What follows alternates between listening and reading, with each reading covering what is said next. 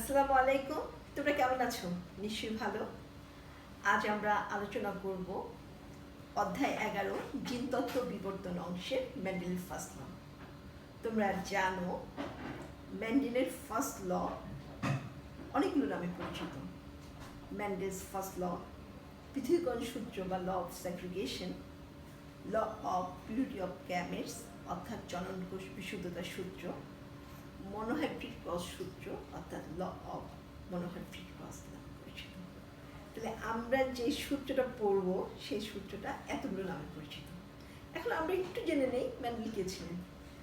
Gregor Johann Mendel বংশগতি বিদ্যার জনক অর্থাৎ জেনেটিক্সের জনক।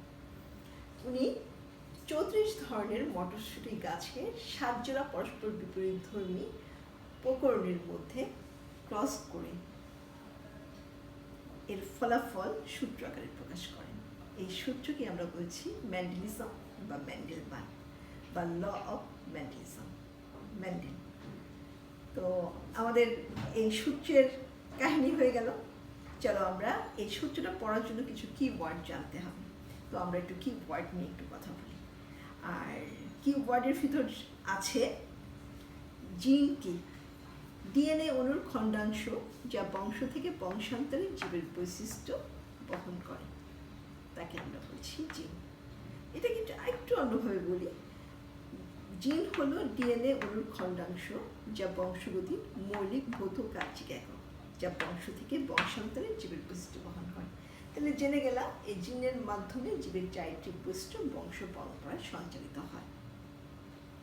এখন দেখো আমরা বলছি বৈশিষ্ট্য প্রকাশকারী জিন যুগল সমসংস্থ ক্রোমোজোমের নির্দিষ্ট জায়গায় অবস্থান করে। সেই নির্দিষ্ট জায়গাকে আমরা বলছি লোকাস। তাহলে বৈশিষ্ট্য প্রকাশকারী জিন যুগলকে আমরা বলছি এলিল। মনে থাকবে তো? তো আমরা বলছি জিনোটাইপ। বৈশিষ্ট্য প্রকাশকারী জিন যুগলের গঠনকে আমরা বলছি জিনোটাইপ। কি ওয়ার্ডে তোমরা দেখছো। আর আমরা বলছি জিনোটাইপ নিয়ন্ত্রিত জীবের বাহ্যিক লক্ষণকে আমরা বলছি ফিনোটাইপ। আমরা বলছি বৈশিষ্ট্য প্রকাশকারী জিন যুগলের গঠন যদি একরকম হয় তাহলে সেই জীবটাকে আমরা বলছি হ্যাটার, হোমোজাইগাস জীব। আর বৈশিষ্ট্য প্রকাশকারী জিন যুগলের গঠন যদি ভিন্ন হয় তাহলে আমরা হেটারোজাইগাস জীব বা সংকর জীব। ঠিক আছে। আর প্রকট প্রচুর বৈশিষ্ট্য আমরা পরে বলছি, বাকিগুলো আমরা পরে বলছি। আর একটু বলে নেই F1 P1 মানে হলো প্যারেন্টাল জেনারেশন। আমরা সংকরণের উদ্দেশ্যে যে পিতামাতা বেছে নিই তাকে আমরা বলছি প্যারেন্টাল জেনারেশন বা P1। আর P1-এর ভিতর ক্রসের ফলে যে অপত্য বংশ সৃষ্টি হয় তাকে বলছি ফার্স্ট ফিলিয়াল জেনারেশন। আর ফার্স্ট ফিলিয়াল জেনারেশনের মধ্যে ক্রসের ফলে যে অপত্য বংশ সৃষ্টি হয় তাকে বলছি সেকেন্ড ফিলিয়াল জেনারেশন। আর জিনতাত্ত্বিক ফলাফল যে চার্টের মাধ্যমে প্রকাশ করা হয় সেটাকে বলছি আমরা চেকার বোর্ড বা পারেট স্কোয়ার। তাহলে আমি কি ওয়ার্ডগুলোর নাম বলেছি। চলো এবার চলে আসি শিখন ফল। শিখন ফলগুলো একটু দেখো। আমি লিখেছি জিন ও অ্যালিল বলতে কি বোঝায়, জিনোটাইপ ও ফিনোটাইপ বলতে কি বোঝায়, হোমোজাইগাস ও হেটারোজাইগাস জীব বলতে কি বোঝায়, প্রকট বৈশিষ্ট্য প্রচ্ছন্ন বৈশিষ্ট্য বলতে কি বোঝায়। আর সর্বশেষ লিখেছি মেন্ডেলের প্রথম সূত্রটি লেখো এবং ব্যাখ্যা করো। তাহলে আমাদের আজকের আলোচনাটা তোমরা বুঝে গেলে আমি কি নিয়ে আলোচনা করব। তো তোমরা জানো জেনেটিক্সের আলোচ্য বিষয় হলো জিনের গঠন ও কাজ, বংশ পরম্পরার সঞ্চালনের ধরন এবং ফলাফল নিয়ে আলোচনা করা হয়। আর এখানে আমরা 3টা জেনারেশন দেখি। P1 মানে প্যারেন্টাল জেনারেশন, F1 মানে হলো ফার্স্ট ফিলিয়াল জেনারেশন, F2 মানে সেকেন্ড ফিলিয়াল জেনারেশন। তাহলে আমরা মোটের কথাগুলো বলা শেষ, চলো আমরা শুরু করি। আমরা ফার্স্ট বলবো মেন্ডেলের ফার্স্ট ল। সংকর জীবের বিপরীত বৈশিষ্ট্যের ফ্যাক্টরগুলো ব্রেকেটের জিনগুলো নিশ্চিত বা পরিবর্তিত না হয়ে পাশাপাশি অবস্থান করে। জনকোষ সৃষ্টির সময় এরা পরস্পর থেকে পৃথক হয়ে ভিন্ন ভিন্ন জনকোষে প্রবেশ করে।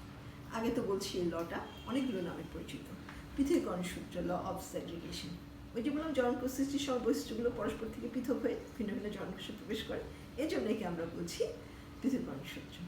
আমরা বলছি law of purity of gametes. এই গ্যামেটসে বৈশিষ্ট্যগুলো নির্ভুলভাবে অবস্থান করে, এরা সক্রিয়তা বজায় রাখে, নিশ্চিত হয় না। তাই আমরা বলছি জননকোষ শুদ্ধতার সূত্র। আর এখানে এক জোড়া পরস্পর বিপরীতধর্মী বৈশিষ্ট্যের দিকে লক্ষ্য রেখে সংকলন করা হয়, তাই একে আমরা বলছি মনোমরফিক ক্লাস। তাহলে আমাদের সূত্রটা হলো, আর সূত্রটা বিভিন্ন নামের সাথে পরিচিত হলাম। এবার চলো আমরা সূত্রটি ব্যাখ্যায় চলে যাই। তাহলে আমরা জানি বা কি মেন্ডেলের নিয়ম অনুসারে প্রতিটি বৈশিষ্ট্যের জন্য দুটো জিন দায়ী। এই কথাটা আমরা মনের ভিতরে নিয়ে নিলাম কিনা। আর এই জিন দুটো সমসংস্থ ক্রোমোজোমের নির্দিষ্ট জায়গায় অবস্থান করে, সেই জায়গাটাকে আমরা বলছি লোকাস। আর জিন দুটোকে বৈশিষ্ট্য প্রকাশকারী জিন যুগল একে অপরের এলিল। এলিল একই ধরনের হতে পারে, আবার ভিন্ন ধরনের হতে পারে। যেমন হোমোজাইগাস জীবে একই ধরনের হয়, হেটারোজাইগাস জীবে ভিন্ন ধরনের হয়। আবার আমরা বলছি যে হোমোজাইগাস লম্বা বৈশিষ্ট্যের জন্য দায়ী জিন। মেন্ডেল মটরশুঁটি গাছ বেছে নিয়েছেন, এই কথাটা বলেছি। তাহলে আমরা শুরু করি, চলো।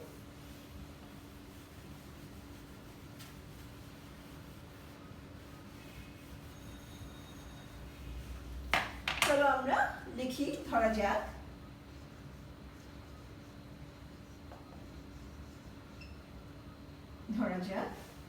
মটরশুঁটি গাছের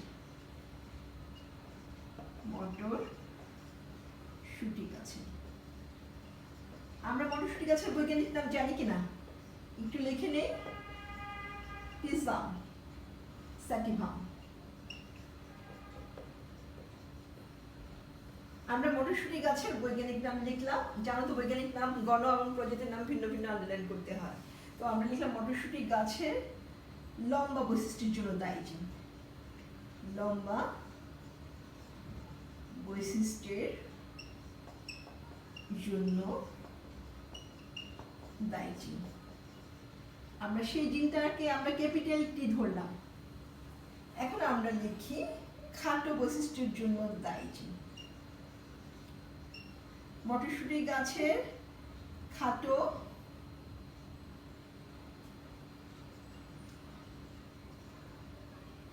বৈশিষ্ট্যের জন্য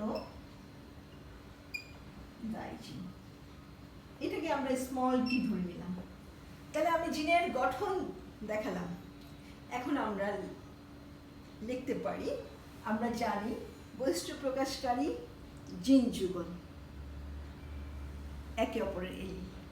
আর বৈশিষ্ট্য প্রকাশকারী জিন যুগলের গঠনকে আমরা বলছি জিনোটাইপ। তাহলে আমরা লিখি হোমোজাইগাস লম্বা বৈশিষ্ট্যের জিনোটাইপ কি হবে। অতএব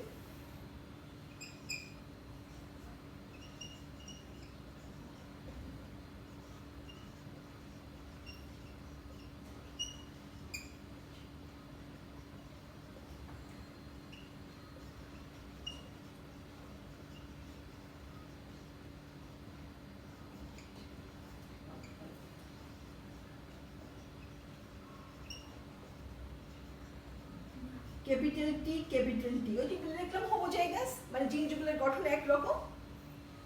আর লিখি আমরা হোমোজাইগাস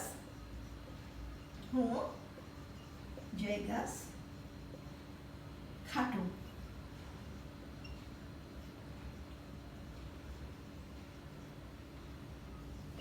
বৈশিষ্ট্যের জিনোটাইপ।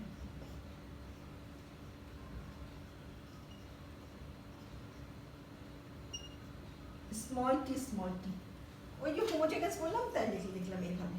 আর আমরা যেহেতু আমি ওই কি ওয়ার্ডে লিখে দিয়েছি, P1 মানে প্যারেন্টাল জেনারেশন লিখলাম না, F1 মানে ফার্স্ট ফিলিয়াল জেনারেশন, F2 মানে হলো সেকেন্ড ফিলিয়াল জেনারেশন। কাজে আমি আর সেটা টাচ করছি না। চলো এখন আমরা ক্রসে চলে যাই। তাহলে আমরা কি একটা ফিনোটাইপ লিখবো, তাই না? আমরা লিখলাম ফিনোটাইপ।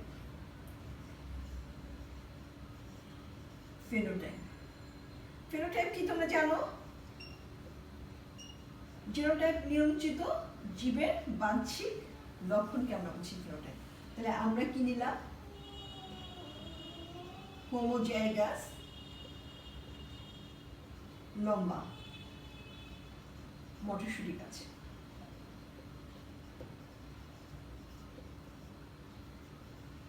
আমরা ক্রস করছি বাবা হোমোজাইগাস খাটো মটরশুঁটি গাছের সাথে।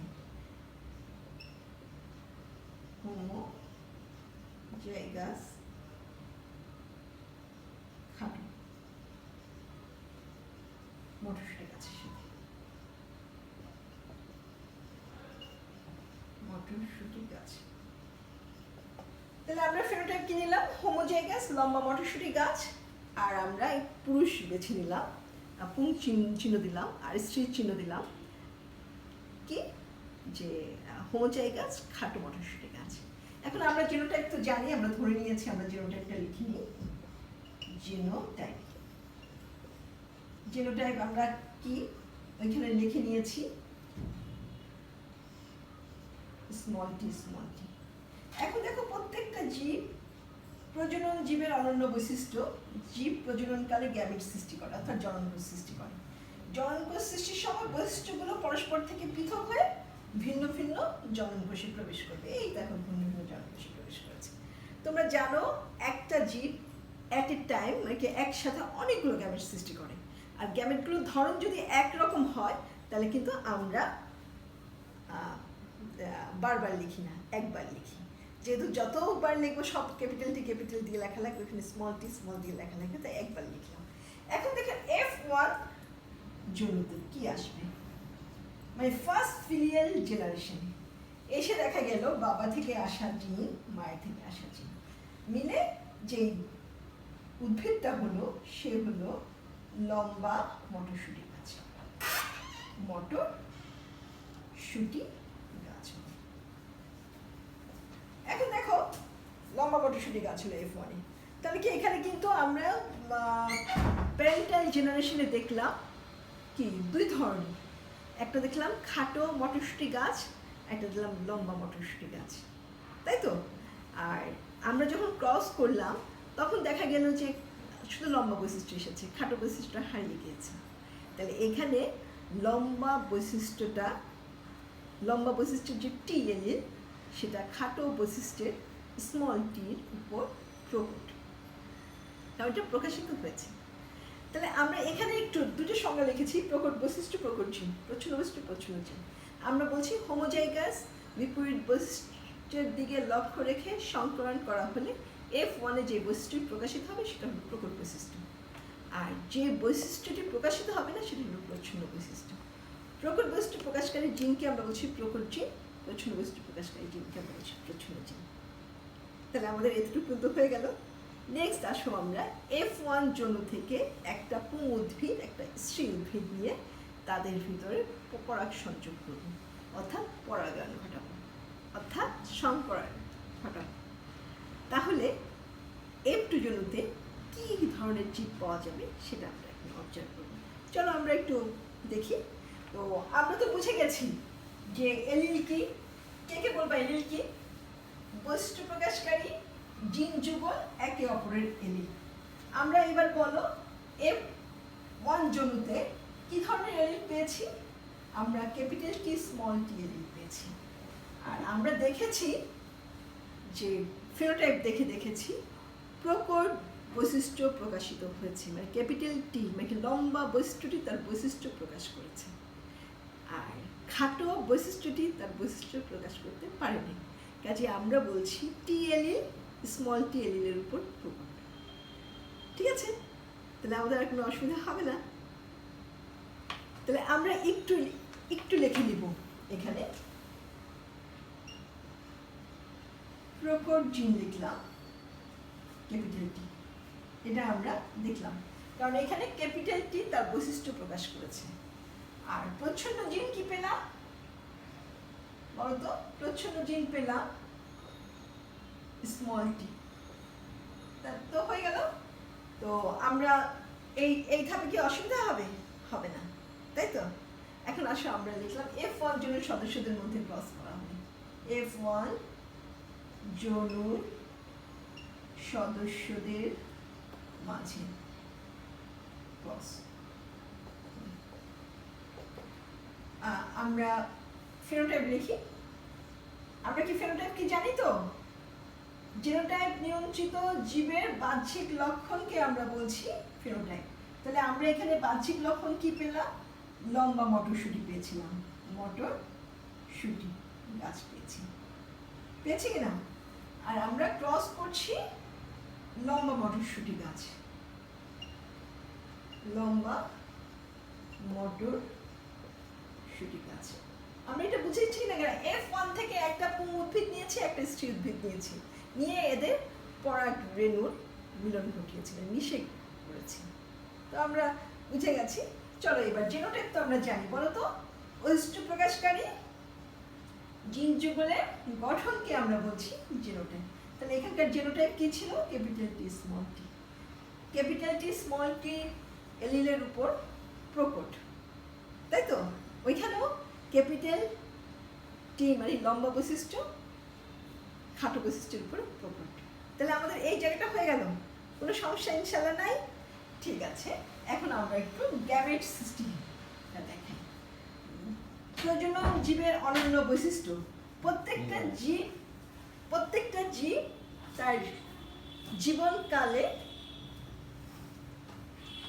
অনুরূপ বংশধর সৃষ্টি করে, এবং এই অনুরূপ বংশধর সৃষ্টি করতে হলে জীব হলো ডিপ্লয়েড, তাকে হ্যাপ্লয়েড হতে হয়। আর সেই কারণে মিউসিস বিভাজনের মাধ্যমে সেই হ্যাপ্লয়েড শুক্রাণু আর ডিম্বাণু তৈরি করে। আর উদ্ভিদ হলে পুংগ্যামেট স্ত্রীগ্যামেট সৃষ্টি করে। কথাটা আমি আবার মনে করিয়ে দিলাম। চলো আমরা একটু লিখি গ্যামেট। এখানে দু ধরনের বৈশিষ্ট্য আছে, দু ধরনের গ্যামেট সৃষ্টি হয়। দুই ধরনের বৈশিষ্ট্য আছে, দুই ধরনের গ্যামেট সৃষ্টি হবে। এই ব্যাপারে কারো কোনো সন্দেহ আছে কিনা?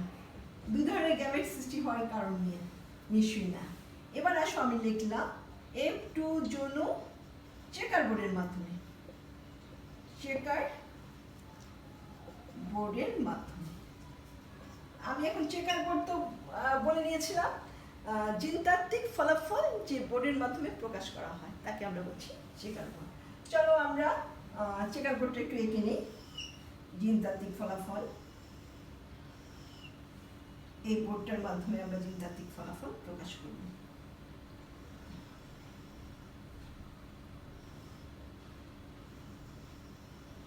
দেখো আমরা উপরে পুংগ্যামেট লিখলাম আর নিচে স্ত্রীগ্যামেট লিখলাম, বাবাদের একটু সম্মান দেখালাম। আর এখানে একটু গ্যামেটগুলো আমি কালার দিয়ে করি, তাহলে তোমাদের যেহেতু দুই ধরনের গ্যামেট, এই যে দেখো ক্যাপিটাল টি গ্যামেট সবসময় গোল করে দিলাম, আর এখানে হলো পুংগ্যামেট লেখা হলো। আর এখানে আমি স্ত্রীগ্যামেট কালো দিয়ে লিখি, তাহলে তোমার বুঝতে অসুবিধা হবে যখন আমি। এখন দেখো এই গ্যামেট আর এই গ্যামেট যখন মিললো তখন কি ক্যাপিটাল টি আর স্মল টি সৃষ্টি করলো। ক্যাপিটাল টি তাহলে সে হলো লম্বা, লম্বা বৈশিষ্ট্য প্রকাশ করলো, লম্বা মটরশুঁটি হলো, মটরশুঁটি লিখে দিলাম। এখন দেখো এইটি ক্যাপিটাল টি কালো দিয়ে লিখি আর স্মল টি লিখি নীল দিয়ে, তাহলে সেও কিন্তু কি হলো? লম্বা মটরশুঁটি গাছ হলো, লম্বা মটরশুঁটি গাছ হলো, শুঁটি গাছ হলো। তাহলে দেখো এই যে এই বৈশিষ্ট্যটা একদম বেশি লম্বা, এই বৈশিষ্ট্য কিন্তু F1 এ হারিয়ে গিয়েছে, কিন্তু F2 তে আবার এই হোমোজাইগাস অবস্থাটা ফিরে এসেছে। আর F2 তে আমরা হেটারোজাইগাস অবস্থার জিনটাকে পেয়েছি, আমরা লিখলাম সেটা। তাহলে আসো এবার এই যে বাবার জিন আসলো আর আসলো মায়ের জিন, মায়ের জিন আসলো, এসে সেও কিন্তু লম্বা বৈশিষ্ট্য প্রকাশ করলো, লম্বা মটরশুঁটি গাছ হলো, মটরশুঁটি হলো। ঠিক আছে, গাছটা একটু লিখে দিই, গাছ হলো। আর এখানে দেখো সে আসলো বাবার থেকে আসলো একটা জিন, মায়ের থেকে আসলো একটা জিন, সে প্রচ্ছন্ন জিন, সে হয়ে গেল খাটো মটরশুঁটি গাছ, খাটো মটরশুঁটি গাছ। এখন দেখো F1 এ কি খাটো বৈশিষ্ট্যটি হারিয়ে গিয়েছে, তাই না? কিন্তু F2 তে এসে এই খাটো বৈশিষ্ট্যটা ফেরত এসেছে। আবার দেখো ক্যাপিটাল টি জিনোটাইপের লম্বা মটরশুঁটি গাছটাও কিন্তু হারিয়ে গিয়েছিল F1 এ, সেও কিন্তু ফিরে এসেছে। তাহলে কি আমরা বলবো না F1 এ বৈশিষ্ট্য দুটো পাশাপাশি ছিল, তাদের সক্রিয়তা বিনষ্ট হয়নি, তারা মিশ্রিত হয়নি, এবং জননকোষ সৃষ্টির সময় এরা পরস্পর থেকে পৃথক হয়ে ভিন্ন ভিন্ন জননকোষে প্রবেশ করেছে। কাজে বৈশিষ্ট্যগুলো বিশুদ্ধ থাকে, এই জন্য এই সূত্রটাকে আমরা বলছি law of purity of gametes. Gametes তার বিশুদ্ধতা রক্ষা করে। তাহলে আমাদের হয়ে গেল। এখন একটু ফলাফল। আমরা বলছি জেনেটিক্সের জিনের গঠন দেখাতে হয়, আমরা দেখালাম। বংশ পরম্পরা সঞ্চালনের ধরন দেখালাম। আর লাস্টে দেখাবো ফলাফল। আমরা F2-তে কি পাই, F2 ফলাফল আমরা লিখলাম। ফলাফল ফলাফল লিখলে আমি আগে ফেনোটাইপ লিখলাম। ফেনোটাইপ ফেনোটাইপ কি হয়েছে বলো তো, কে বলবা? ফেনোটাইপ হয়েছে 3টি লম্বা হয়েছে, 3টি লম্বা। জেনোটাইপ নিয়ন্ত্রিত জীবের বাহ্যিক লক্ষণকে আমরা বলছি ফেনোটাইপ। আর একটি হয়েছে খাটো। তাহলে এখানে আমরা ফেনোটাইপিক অনুপাত কি লিখতে পারি বাবা? দেখো, ফেনোটাইপিক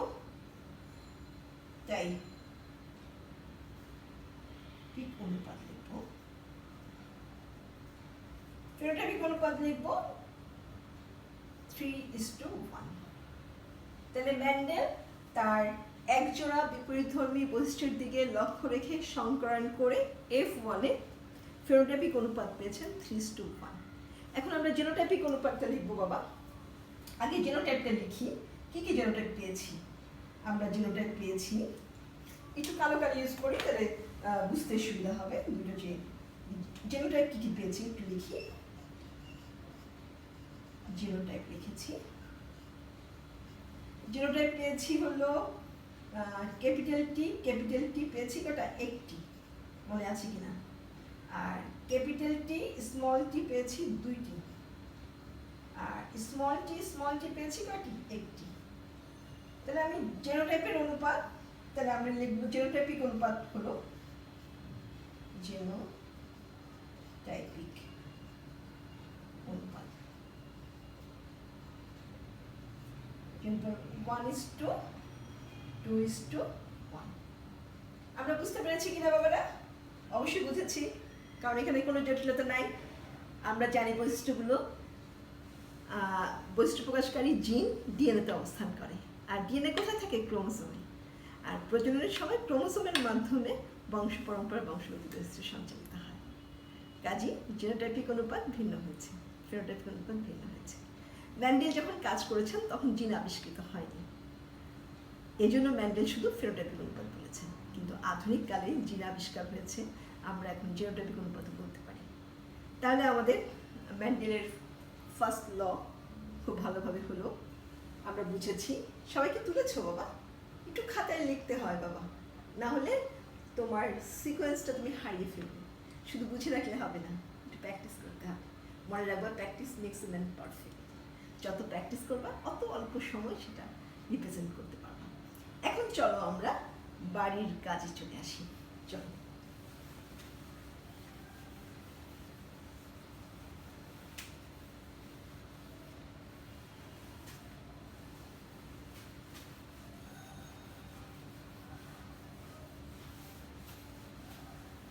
চলো আমরা বাড়ির কাজটা একটু নেই, কারণ আমাদের বাড়িতে একটু কাজ না থাকলে আমাদের পড়া আগায় না।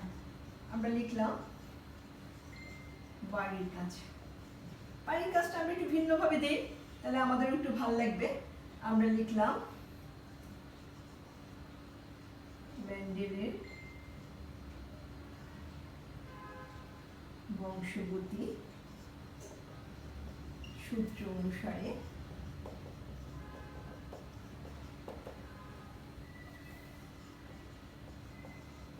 একজোড়া বিপরীত ধর্মী বৈশিষ্ট্যের দিকে লক্ষ্য রেখে সংকরায়ন করা হলে F2 জনিতে কি অনুপাতে ফেনোটাইপ ও জিনোটাইপ পাওয়া যাবে। জিনোটাইপ জানি।